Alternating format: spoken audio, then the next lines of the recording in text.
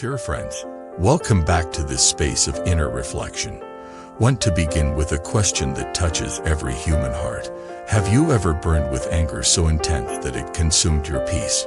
Have you ever replayed an insult again and again, wishing the one who hurt you could feel the same pain? We're not alone. Every one of us has felt that fire of resentment, the illusion that vengeance will bring justice, the hope that hatred will heal wound. As Dilgo Khyentse Rinpoche teaches, hatred never punishes our enemies, it prisons us. A real enemy is not the one who harmed us. It is the hatred we keep alive within ourselves. Rinpoche once said, when you truly examine hatred, you will see it has no substance. It is just a thought. Yet that single thought can destroy families, nations, even the peace of the world. The Buddha taught that hatred is like holding a burning coal in your hand, waiting to throw it at someone else. You are the first to be burned. Let us explore the truth behind these words, not as abstract philosophy, but as a living wisdom we can apply in our daily life. Imagine someone insults you publicly. The words strike like arrows. The mind immediately reacts.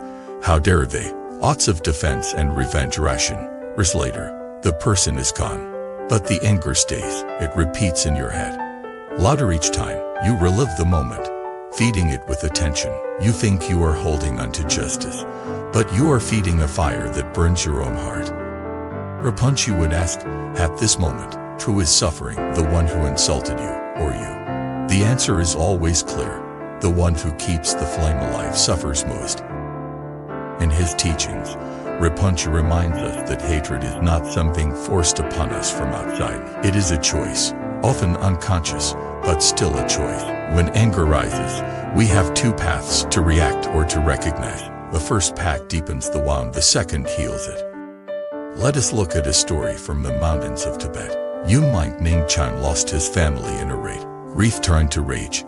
He swore to spend his life seeking revenge. But his teacher, an old lama, told him, if you carry this fire, it will consume you before you reach your enemies. Chan ignored him. Years passed, his health declined, his heart grew heavy, and peace was nowhere to be found. One day, the Lama visited him again and said, look inside. Who has suffered more, you or those you hate? Tears filled the monk's eyes. He realized that his hatred had imprisoned him far longer than any enemy could. Rinpoche explains that hatred is an illusion that seems solid but is actually empty. It feels powerful, yet it has no lasting strength. Like a thunderstorm, it rises quickly, flashes brightly, and fades. When you understand this, you begin to see that no emotion is permanent. Awareness is the anger is just a passing cloud. So, how can we transform hatred into wisdom? The first step is recognition.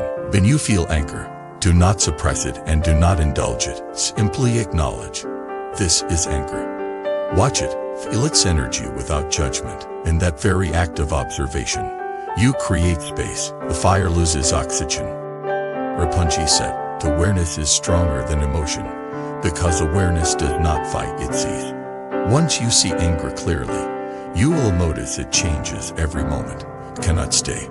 Depends on your attention to survive. When you stop feeding it, it fades naturally.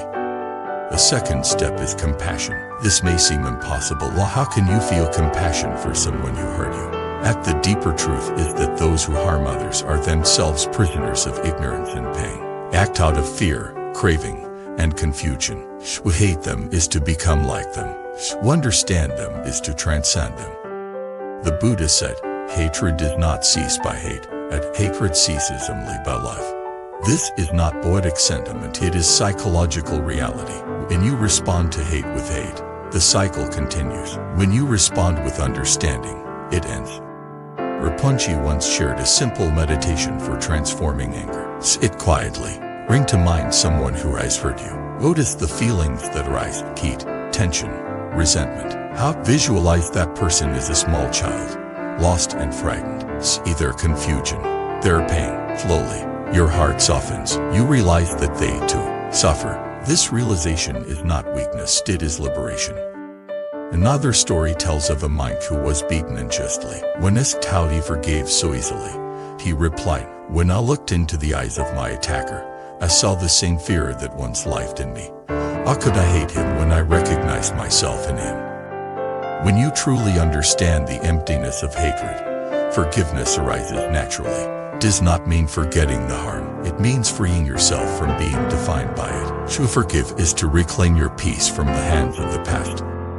Let us look at this from the perspective of modern life. We may not face enemies on battlefields, but we face them in our minds, at work, online, even at home. The smallest slight can awaken ancient patterns of anger. Each time this happens, we have a chance to practice. Instead of reacting automatically, pause, wait. Remember that your anger is not who you are. It is a passing storm. If you look closely, you will see that beneath every hatred lies pain, and beneath every pain lies fear. When you meet your own fear with kindness, hatred begins to dissolve. Compassion, then, is not sentimental, it is practical, is the medicine that heals the root cause of conflict. Rinpoche taught that the greatest victory is not defeating your enemy, but defeating the illusion of enemy itself. When you no longer see others as separate, hatred has no soil to grow in. This is the wisdom of interdependence, the understanding that we rise and fall together. Yuan said, when the mind is free of hatred, even the cruelest world becomes gentle. Indeed, peace does not begin in governments or treaties. It begins in one heart that chooses understanding over anger.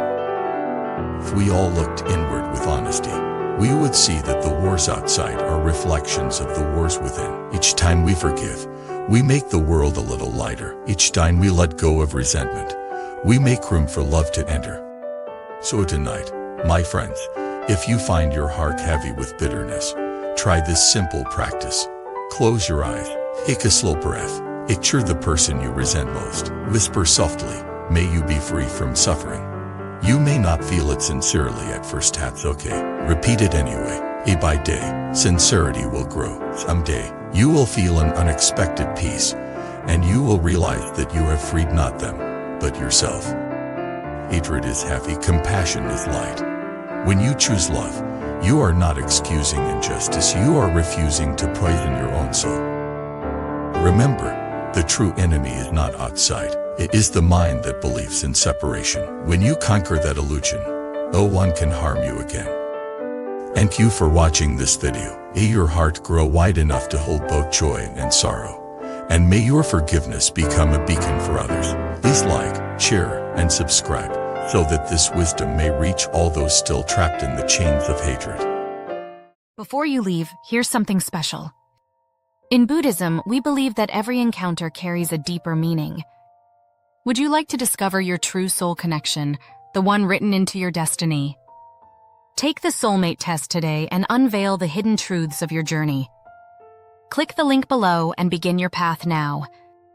http://soulmate. You wisdom more, come, white.